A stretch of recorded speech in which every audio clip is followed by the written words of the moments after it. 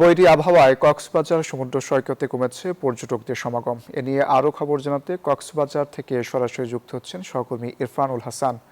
ইরফান, কক্সবাজার সমুদ্র সৈকতের সর্বশেষ পরিস্থিতি জানাবেন। কক্সবাজার সমুদ্র সৈকতের পরিস্থিতি এই মুহূর্তে খুবই রৌদ্রোজ্জ্বল, কিন্তু কক্সবাজারের আসলে যে পরিস্থিতি সেটা হচ্ছে কিছুক্ষণ বৃষ্টি, কিছুক্ষণ মেঘ, আবার কিছুক্ষণ রৌদ্রোজ্জ্বল পরিস্থিতি।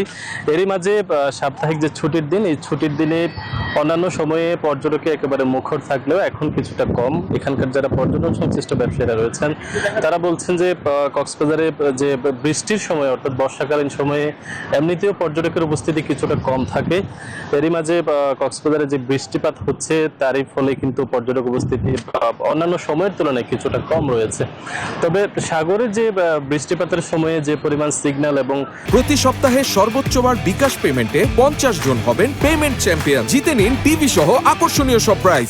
সাগর যে উত্তাল থাকে, এখন সাগরের পরিস্থিতি কিছুটা স্বাভাবিক এবং কিছুক্ষণ আগে রোদের দেখা মিলেছে, যদিও একেবারে দুপুরের পর থেকেই মেঘলা সময় পার করছিল এখানকার পরিস্থিতি। তবে এখন কিছুটা মোটামুটি রৌদ্রোজ্জ্বল থাকায় পর্যটকদের বিচরণ আমরা লক্ষ্য করছি। এবং কক্সবাজারের এই মুহূর্তে যারা পর্যটকরা ঘুরতে আসছেন তারা সৈকতের পাশাপাশি আরও যে কটি পর্যটন কেন্দ্র গড়ে উঠেছে, ইনানি, হিমছড়ি সহ সবটি পর্যটন কেন্দ্রে তারা ঘুরে বেড়াচ্ছেন।